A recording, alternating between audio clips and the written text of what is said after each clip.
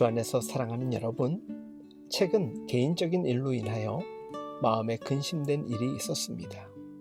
특별히 이런 저에게 요한복음 14장 1절 말씀의 묵상은 매우 큰 의미를 주었지요. 요한복음 14장 1절 말씀, 너희는 마음에 근심하지 말라. 하나님을 믿으니 또 나를 믿으라. 예수님의 제자들을 보면 재미난 것이 있습니다. 예수님을 직접 만난 적이 없는 우리에게는 그토록 부러운 사람들임에 틀림없는데도 그들은 정작 예수님의 옆에 머물러 있으면서도 불안해하고 염려하고 있었다는 사실입니다. 그들은 생각했습니다. 혹시 예수님이 갑자기 떠나시면 어떡하지? 혹시 예수님이 나중에 나보다 다른 사람을 더 지켜 세워주면 어떡하지? 이런 생각을 하였던 것입니다. 참 그러고 보면 누리고 있는 사람도 걱정, 누리지 못하는 사람도 걱정, 걱정은 늘 우리에게 있는 것 같습니다. 하나님을 믿는다고 하면서도 우리는 왜 그렇게 걱정을 떨쳐버리지 못하고 살까요? 하나님과 함께 하면서도 우리는 뭘 그리 이렇게 되면 어떻게 하지? 저렇게 되면 어떡하지? 라고 생각하는 것일까요?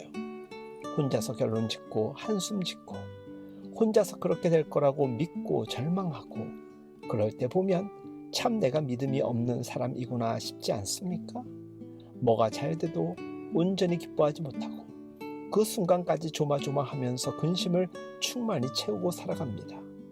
오늘 주님은 제자들에게, 우리에게, 그리고 모든 이들에게 말씀하고 계십니다. 너희는 마음에 근심하지 말라. 하나님을 믿으니 또 나를 믿으라. 이 시간 가슴에 손을 얹고 소리내어 함께 고백해 봅시다. 너희는 마음에 근심하지 말라. 하나님을 믿으니 또 나를 믿으라. 아멘. 여러분, 물론 이해할 수 있습니다. 인생은 불확실한 것들의 연속이니까요. 인생은 끊임없이 사람과 치이고 얽히고 오해받고 오해하는 일의 연속이지 않습니까? 시험에 대한 두려움, 질병에 대한 두려움, 늙어감에 대한 두려움, 재난이나 불행에 대한 두려움, 홀로 남겨질 것 같고 사람들에게 잊혀질까 하는 두려움, 쓸모없는 존재가 될 것 같은 두려움, 이런 온갖 두려움은 우리를 하나님의 말씀을 믿는 믿음에서 떼어놓으려고 합니다. 그런 두려움은 우리의 마음의 평화를 깨뜨리고 우리의 기쁨을 빼앗아 가버립니다. 그러나 하나님은 우리의 이런 연약함을 다 알고 계십니다. 그리고 우리를 위로하십니다.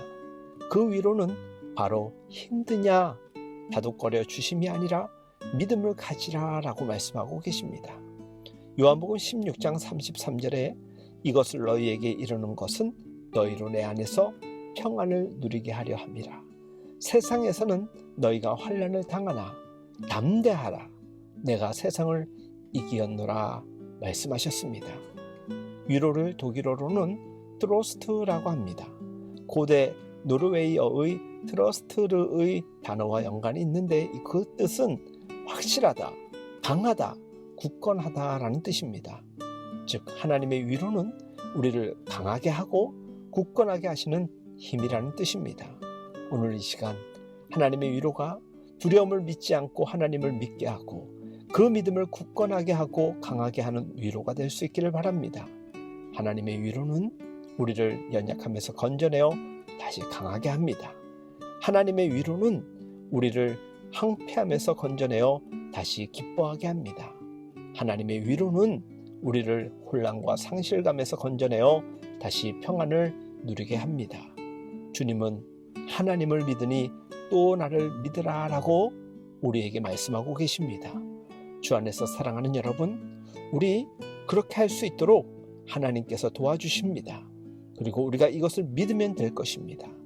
주 안에서 사랑하는 여러분, 주님은 하나님을 믿으니 또 나를 믿으라 라고 말씀하고 계십니다. 우리 그렇게 할 수 있도록 우리 주님이 도우신다라는 것입니다. 우리에게 필요한 것은 그 주님에 대한 강한 확신과 믿음 아니겠습니까? 이 하루도 하나님을 믿고 나를 구원하신 예수 그리스도를 믿는 믿음으로 온전한 삶을 늘 담대하게 살아갈 수 있게 예수님의 이름으로 축복하며 응원합니다.